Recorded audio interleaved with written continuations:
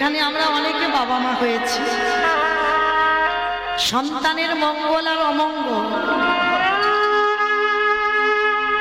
প্রথমেই বাবা মার হৃদয়টা বুঝতে পারবে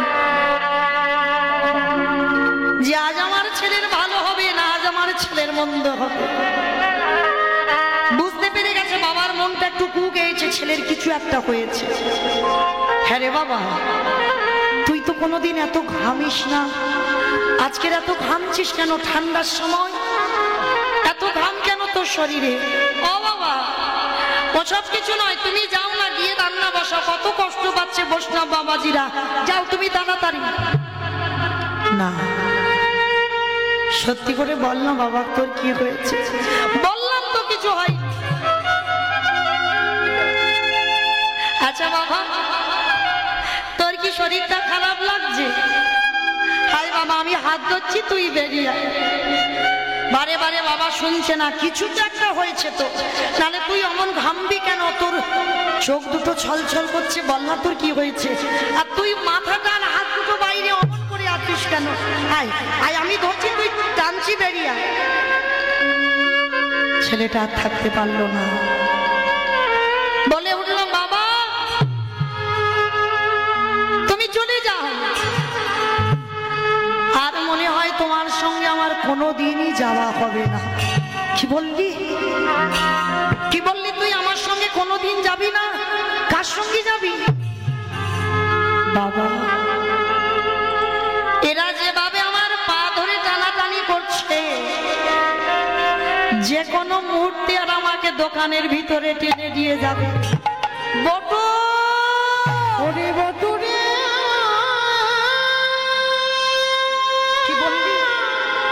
কি বললি তুই? ধরা পড়ে গেছিস?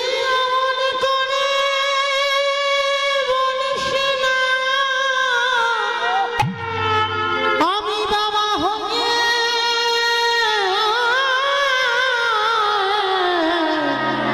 সহিতে পারিব না। ওরে, আমি তোকে বারে বারে বলেছিলাম তুই পারবি না, তুই আমার কথা শুনলি না। তুই বলে দিলি পারবি, তোর কৃষ্ণ নাকি সঙ্গে আছে।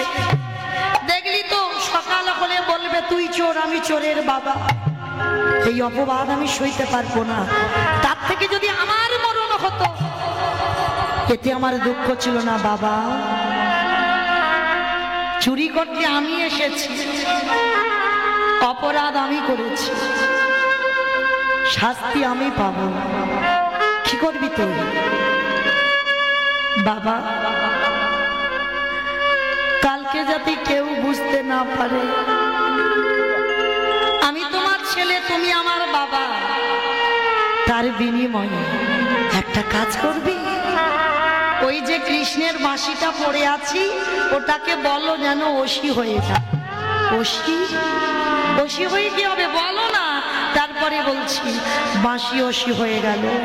শোনো বাবা, কালকে যাতে কেউ বুঝতে না পারে, কেউ জানতে না পারে, ওই অস্ত্রটা দিয়েই তুমি আমার মস্তকটা ছেদন করে নিয়ে পালিয়ে যাও।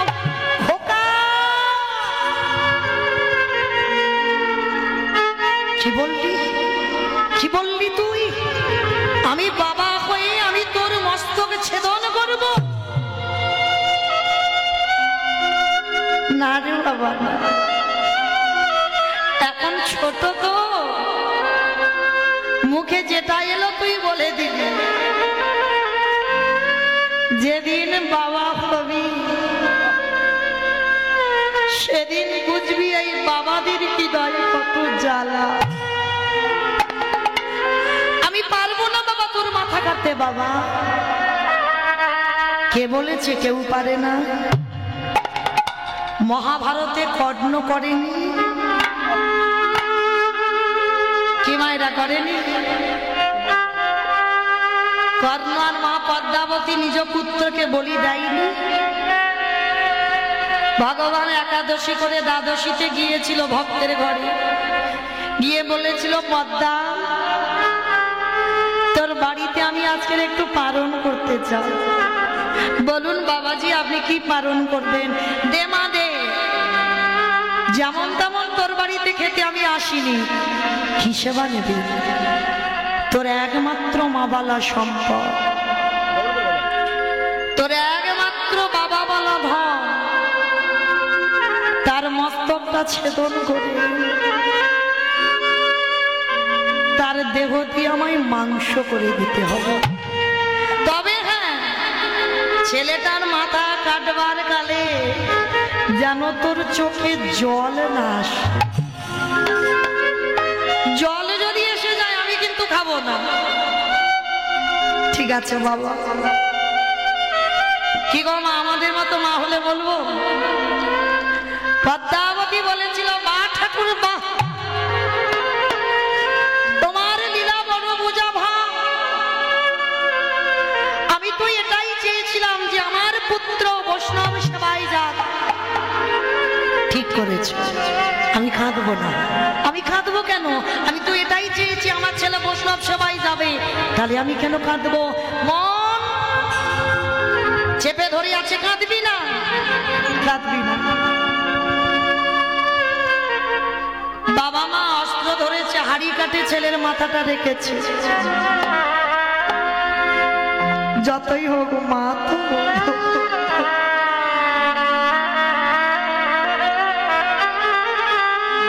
বাবা সহ্য করতে পারে, কিন্তু মা পারবে না। পদ্মা যখন কাঁদছে, বিষ কি করেছি জানো?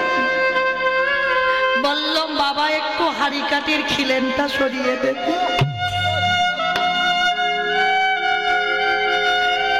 ছোট্ট ছেলে মার চোখের জল মুছিয়ে দিয়ে বলছে, মা কেঁদো না। কাঁদবে কেন? তোমার তো আজকের আনন্দের কথা।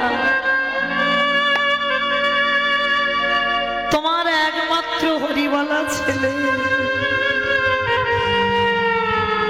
সে যাচ্ছে আজকের বৈষ্ণব সেবা। খেতো না মা, মোছো চোখের জল। শুধু ভগবানের কাছে কামনা করো, আবার যেন তোমার মতো মার গর্ভে আসতে। ওগো দয়া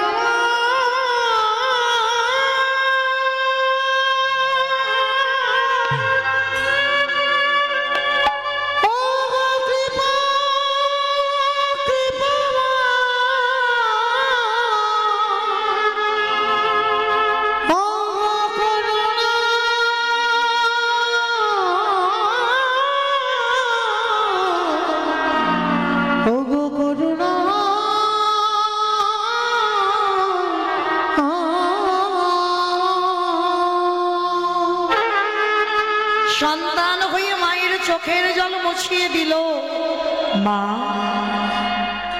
পদ্ম পাতায় জল দিলে যেমন টলমল টলমল করে, আমার প্রাণ রূপ জল বিন্দু, হৃদয় পদ্ম পাতা, দেহ পদ্ম পাতা, টলমল টলমল করছি। কখন যে পড়ে যাবে,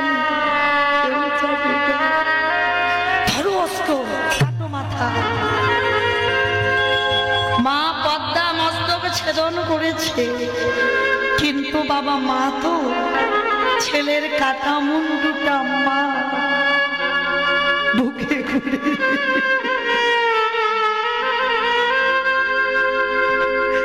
কাটা মাথাটা নিয়ে ঠাকুরের পিছনে রেখে দিয়েছে, যাতে বৈষ্ণব দেখতে না পায়। কিন্তু মা তো বুঝতে পারেনি যে বৈষ্ণব সেজে এসেছে তার আরাধ্য দেবতা। ছেলের দেহটা মাংস করে দিল, ভগবান সেবায় বসেছে। ভগবান রূপী বৈষ্ণব বলছে, পদ্মা ও পদ্মা, সব রান্না করে দিলে কই, তোমার ছেলের মাথা দিয়ে তো অম্বল করে।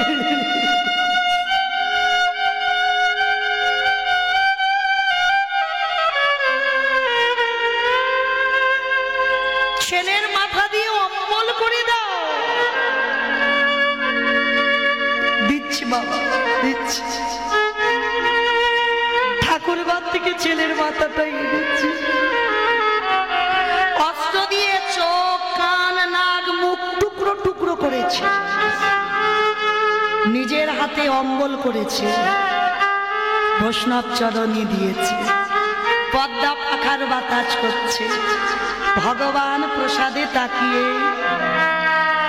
একটা একটা করে চোখ হেরেছে।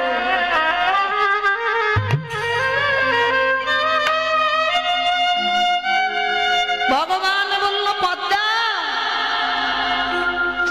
তোমার মা নামে ধন্য, তোমার স্ত্রী হওয়া ধন্য। হয়তো জগতে সবাই বলবে তুমি রাক্ষসী, রাক্ষসীর মতো ছেলের প্রাণটা নিয়েছো, কিন্তু না, তোমার মতো ত্যাগ এ জগতে কোনো মা পারবে না। নিজে পুত্রকে বলি দিয়ে আজকের একটা বৈষ্ণব সেবা ফিরিয়ে দেব পদ্মা।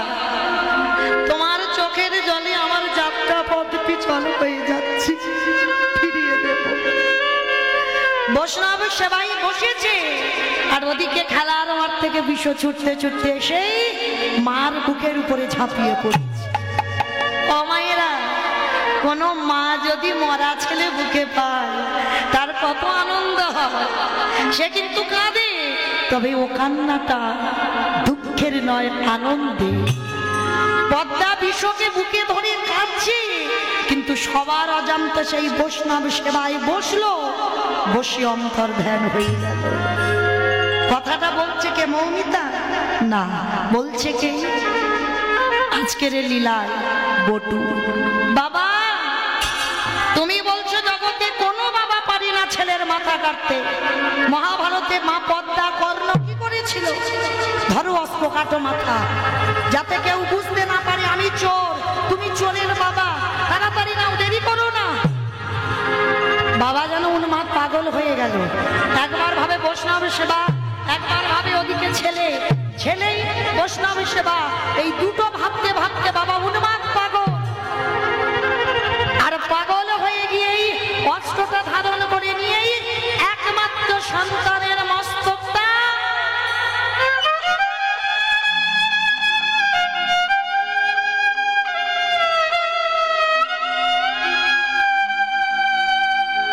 সবে কাটতে যাবে। এতক্ষণ ছেলে কাঁদেনি, সে জানে আর একটুখানি পরে তার পাখিটা উড়ে চলে যাবে।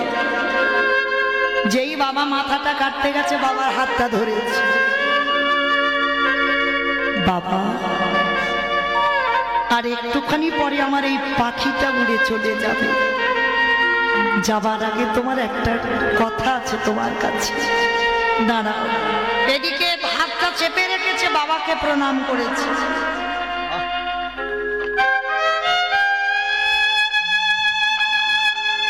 জানো বাবা, আমার মা আমাকে বলে রেখেছিল, খোকা,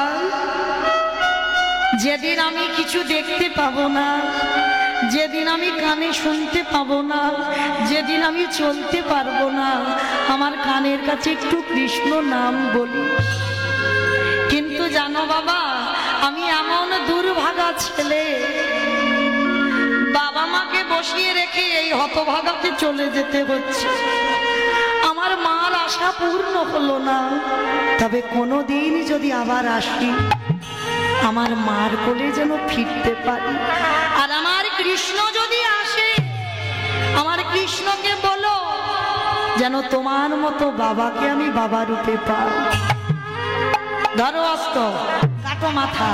বাবা পাগল হয়ে গেল, আর পাগল হয়ে গিয়েই অস্ত্রটা তুলে নিয়েই একমাত্র সন্তানের মস্তকটা করে দিয়েছে। যেই না ছেদন করে দিল না, ওই বটুর কাটা মাথাটা গড়াগড়ি যাচ্ছে, আর চিৎকার করে করে ডাকছে, কই কৃষ্ণ, কোথায় কৃষ্ণ, কোথায় প্রাণ সখাকে। কতদিন তোরে দেখি না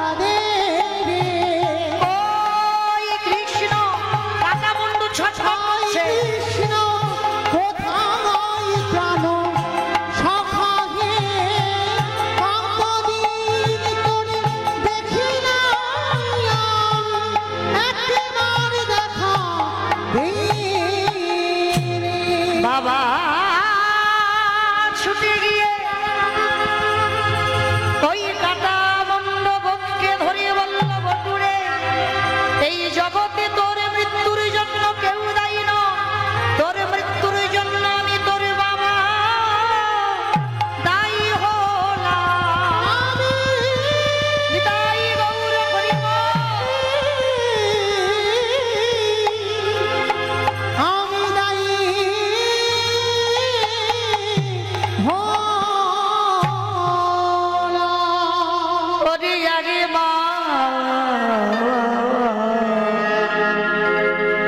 ওরে আগে আমায় বাবা বলি না পালাই তোকে আর এখানে রাখবো না। কাটা মুন্ডু কৃষ্ণ বলছে ছেলের মুন্ডুটাকে বুকে নিয়ে বাবা ছুটতে ছুটতে বাবা তো পাগল, কিছুটা দূরে গিয়ে দেখে না ছেলে আর কৃষ্ণ বলে না। যা, আর যখন কৃষ্ণ বলবি না তোকে ঘরে নিয়ে কি করব বল, যা যমুনার জলে ফেলে। ছেলের মাথাটা বাবা যমুনায় ফেলে দিয়েছে, আর এদিকে যেই মাথাটা কেটে নিল না দোকানদার পা টেনে দেখে নাই কি এর গলায় যজ্ঞ সূত্র বইতে, তার মানে এ তো ব্রাহ্মণের ছেলে। এই তাড়াতাড়ি চ ভাই, এই ব্রাহ্মণ সমাজ জানার আগে যদি জানতে পারে আমরা ব্রহ্ম হত্যা করেছি তাহলে আমাদের গ্রাম ছাড়া করে দেবে। চল এর দেহটা নিয়ে আমরা লুকিয়ে লুকিয়ে বস্তাবন্দি করে যমুনায় ফেলে দিই। ভগবানের লীলাটা কেমন হচ্ছে দেখে। বাবা ছেলের মাথাটা যমুনায় ফেলে দিয়ে গেল, দোকানদার বস্তাবন্দি করে ছেলের দেহটা যমুনায় ফেলে দিল। মাথা দেহটা যমুনায় পড়েছে, ভাসতে ভাসতে ভাসতে ভাসতে ভাসতে ভাসতে একই জায়গায় এসেছে। কিন্তু এখন জোড়া লাগেনি বাবা, দুটো আলাদা দেহ মাথা ঘোরাঘুরি করছে। এদিকে সন্দীপনী গিয়ে নিজের হাতে সেই ভিক্ষার চাল নিয়ে রান্না করেছে, রান্না করে বললেন আসেন বাবা আপনারা আসেন, সেবা পাবেন। ভগবান রূপী বৈষ্ণব বলছে মনিবর সকাল হতে আর একটু দেরি আছে, চলো আমরা স্নানটা করে নিই। তাড়াতাড়ি করে সবাই মিলে একসঙ্গে গেছে যমুনার ঘাটে, আর যেখানে গেছে মা সেইখানে দেখছে ছেলের কাটা দেহ আর মাথা। বাবা হয়ে দেখতে পারি পিছন ঘুরে আছে। বৈষ্ণব রূপী অতিথি বলছে আচ্ছা মনিবর দেখো তো তুমি এই কাটা দেহ আর মাথা কি সুন্দর দেখতে গো, তুমি দেখো তো কি চিনতে পারছো কিনা। মুখটা ঘুরিয়ে নিয়ে বলছে না বাবা আমি চিনি না। হাই রে, বৈষ্ণব সেবা দিতে গিয়ে নিজ পুত্রকে অস্বীকার করে দিল। শোনো মনিবর আমি ধ্যানে বসতে পারি, আর ধ্যানে যদি জানতে পারি এর সঙ্গে তোমার রক্তের সম্পর্ক আছে আমি কিন্তু প্রসাদ পাবো না। চরণটা ধরে বলল মনিবর এ অন্য কেউ নয়, আমার একমাত্র পুত্র বটুর দেহ। কি করে হলো? সমস্ত ঘটনাটা খুলে বললেন। বলার পরে বলছে দাঁড়াও তোমার ছেলেকে বাঁচাবো, দাঁড়াও আমি জানি একটা মন্ত্র, তোমার ছেলে বেঁচে যাবে, দাঁড়াও। তীরে তুলেছে, তীরে তুলে বাবা প্রথমে ঝোলা থেকে একটা ওষুধ বের করেছে। মিথ্যা মিথ্যা ওষুধ, সত্যি নয়। কি গো ভগবানের কাছে ওষুধ লাগে? দেহটা তীরে তুলেছে, প্রথমে নয়ন ইঙ্গিত করে ব্রহ্মাকে ডাকছে, ব্রহ্মা দেখো তো তুমি জোড়া লাগাতে পারো কিনা। ব্রহ্মা এসে চেষ্টা করছে, বাবা কিছুতে জোড়া লাগাতে পারছে না। ভোলা না দেখো তো তুমি পারো কিনা। ভোলা না দেখে চেষ্টা করছে, পাচ্ছে না। এইবার যে নামের নামই ভগবান নিজে স্বয়ং গিয়ে চেষ্টা করছে, লাগাতে পারছে না। আচ্ছা মা এবার আপনাদের ঘুমানোর বিয়ে ব্যবস্থা করে দেব, কারণ আমাদের এবার ঘড়ির কাঁটা টিক টিক করে ঘুরে গেল, চলে যাব। কিন্তু আসর ভেঙে দেবেন না, যতক্ষণ না আমরা রাধা গোবিন্দকে যুগলে দাঁড় করাবো আসর ভাঙবেন না। কেন? আমি চাই না মা কীর্তন শুনবো না, শুনতে যখন বসেছি রাধা গোবিন্দের যুগল যারা যারা মাঝ রাস্তায় চলে গেছে ওরা তো জানে না ঘরে গিয়ে ওদের যুগল সব ভেঙে যাবে, কিন্তু আপনাদের ভাঙবে না, যাদের হয়নি তাদের হবেই না। আপনারা খুব ভালো মা, বেশ যুগলে দাঁড় করিয়ে তবে উঠবেন। এইবার তিনজনে মানল না, কে ব্রহ্মা বিষ্ণু মহেশ্বর বারবার এসে চেষ্টা করছে, দেহটা জোড়া লাগাতে পারছে না। ওমা আমি লীলার প্রথমে বলেছিলাম দুটো প্রশ্ন আছে, এবার একটা প্রশ্নের উত্তর আপনারা দেন। ব্রহ্মা বিষ্ণু মহেশ্বর পাচ্ছে না, আর কে বাকি আছে? নারদ। বাহ সুন্দর। এইবার দেবর্ষি নারদকে বলছে, নারদ দেখো তো তুমি জোড়া লাগাতে পারো কিনা। ও ঠাকুর তোমরা সৃষ্টিকর্তা রক্ষাকর্তা পালনকর্তা, তোমরা পারলে না আর এই হতভাগা পারবে?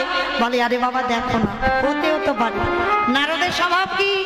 হরে মোরারে মধ কৈটব ভারী গোপাল গোবিন্দ মুকুন্দ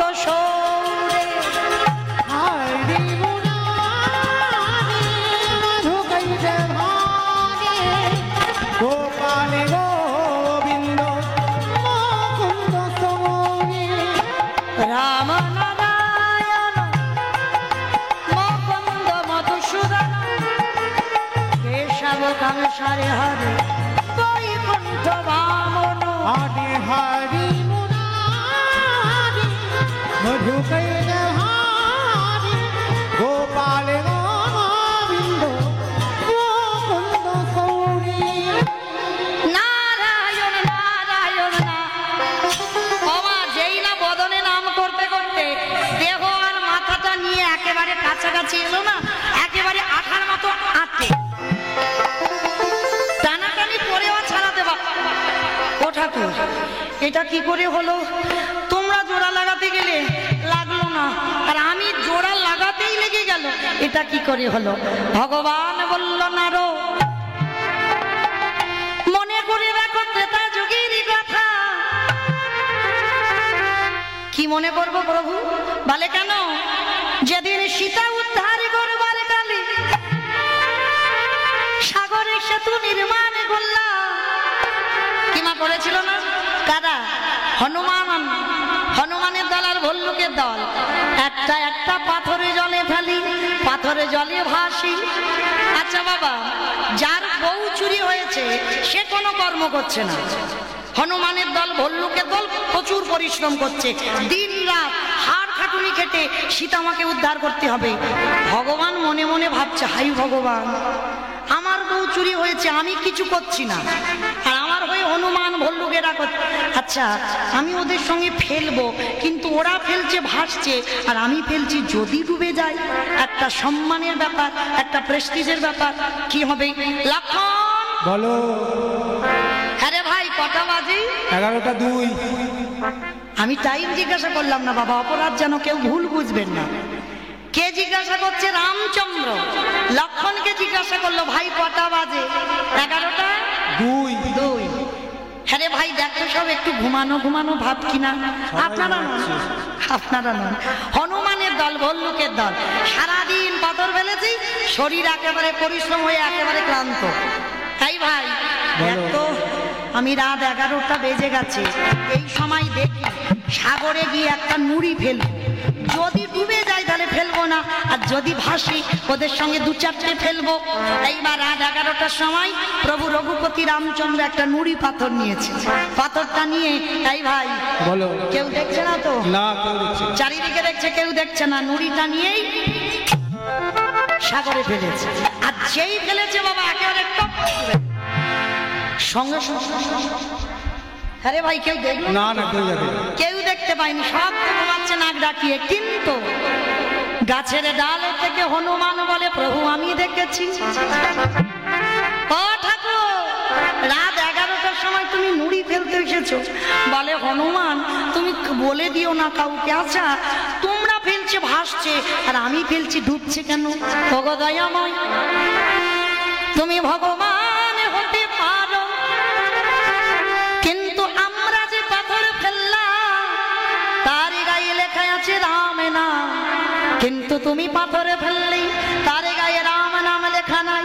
প্রভু রাম নামের গুণে শিলা জলে ভাসে, রাম নামে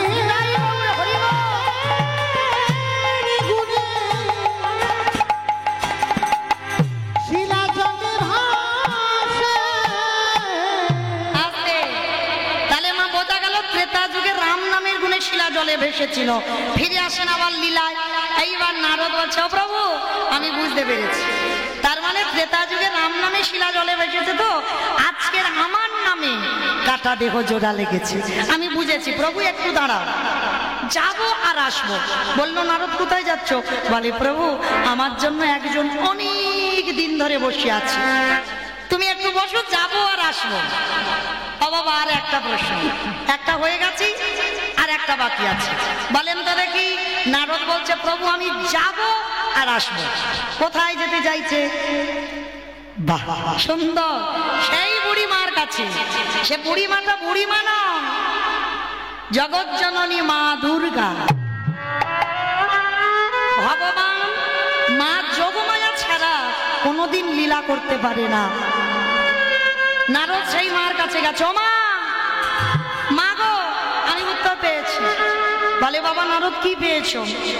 অমা নামে গাবার মতো যদি গাওয়া যায়, নাম শোনার মতো যদি শোনা যায়, নামের গুণে শিলা জলে ভাসে, নামের গুণে বোবা কথা বলে, নামের গুণে ঘোড়া হেঁটে চলে, নামের গুণে সংসারীর অমঙ্গল দূরীভূত হয়, আবার নামের গুণে আজকের লীলায় কাটামার দেহ জোড়া লাগে। তবে একটা কথা বাবা, এই যে আমি এতগুলো বলে গেলাম, এগুলো নামের গুণেই হয়। দেখবেন কোনো মানুষ হঠাৎ প্যারালাইসিসে ধরে গেছে, তাকে যদি ডাকার মতো ডাকা যায়, সে মানুষ আবার হাঁটতে পারে। কোনো মানুষ যদি হঠাৎ বোবা হয়ে যায়, তাকে ডাকার মতো ডাকলে সে বোবা মানুষ কথা বলে।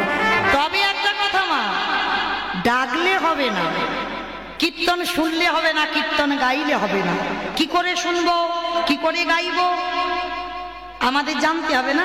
আমার তরকারি বানাতে পারেন? তরকারি, আচ্ছা তরকারি বানাতে গেলে তেল দেবেন, হলুদ দেবেন, লঙ্কা দেবেন, জিরে দেবেন, ফোড়ন দেবেন, তেজপাতা দেবেন, জল দেবেন, কাঠ দেবেন, উনান দেবেন, গ্যাস দেবেন, সব দেবেন। কোনটা না দিলে খাওয়া যায় না? চিনি, লবণ। বাহ, এই লবণটা তরকারিতে না দিলে তরকারির স্বাদ হয় না। আচ্ছা বাবা, এখানে তরকারির খবরটা কেন এলো? এটাই তথ্য, এটাই জানতে হবে কেন এলো। শ্রী শ্রী রামকৃষ্ণ পরমহংসদেব নরেনকে ছোটবেলাকে ডাকতো, এই শালা। ওমা আমি বলছি না, ঠাকুরের বই যারা পড়েন দেখবেন ঠাকুর সবাইকে শালা শালা বলতো। কোন শালা? বউয়ের ভাই শালা না, পাঠশালা না, গোশালা না, তাহলে কোন শালা? শা মানে মুক্তি, লা মানে নৌকা, যে মুক্তির নৌকাতে ঠাকুর পার হবে। আর এই ঠাকুরের বই যারা পড়েছেন দেখবেন ঠাকুর একটু উদাহরণ দিয়ে কথা বলতে ভালোবাসত। নরেনকে ডেকেছিল, এই শালা শোন, সারা জীবন নাচানাচি করলে ভগবান পাবি না। ভগবান পেতে গেলেই মাঝে মাঝে করে গাছের গোড়াতে একটু জল দিতে হবে।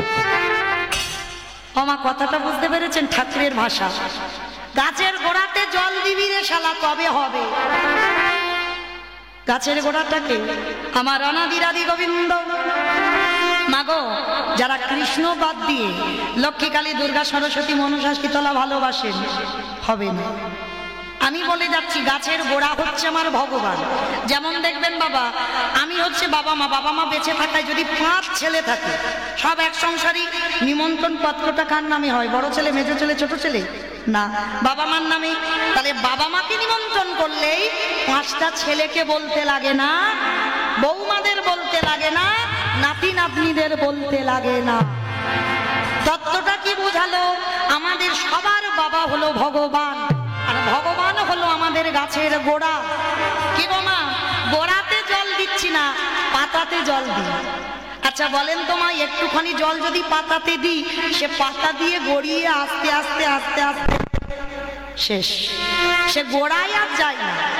কিন্তু মা, গোড়াতে যদি কেউ জল দেয়, আপনি থেকে বাবা শাখা পোশাখা ডালপালাতে চলে যাবে। তাহলে তত্ত্বটা বোঝালো কি? ভগবান হলো গাছের গোড়া, আর 33 কোটি দেবতা এরা হলো দেবতা। ভগবান একলি ঈশ্বর কৃষ্ণ, আর সব ভৃত্য, যারে জয়িছে না চাই তারে তৈছে করে নিত্য। ভগবান গুছিয়ে গুছিয়ে এক একটা ডিপার্টমেন্ট দিয়েছে। মা সরস্বতী পুজো চলে গেল, কেন?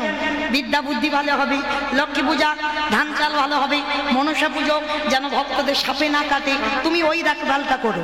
এই যে ভগবান এক একটা দায়িত্ব দিল, কিন্তু মূল জায়গায় বসে আছে আমার ভগবান। ঈশ্বর পরমা কৃষ্ণ সচিদানন্দ বিগ্রহ, অনাদি আদি গোবিন্দ, সর্বকারণের কারণ। তাহলে মা, আজকে থেকে যে যাই ভালোবাসো না কেন, যে ঠাকুরকে ভক্তি করো, কিন্তু যেন গোড়াই জল দিতে ভুলে যেও।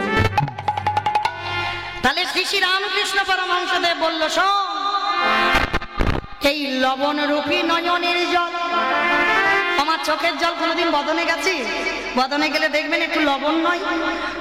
ঠাকুর বলছে, ওই লবণ রূপী নয়নের জল, যেমন লবণ তরকারিতে না দিলে তরকারির স্বাদ হয় না, ওই লবণ রূপী নয়নের জল যেদিন গোবিন্দ চরণে দিয়ে কীর্তন গাইতে পারবে, কীর্তন শুনতে পাবে, সেদিন তোমার নরজন ধন্য হবে। যেদিন কানাই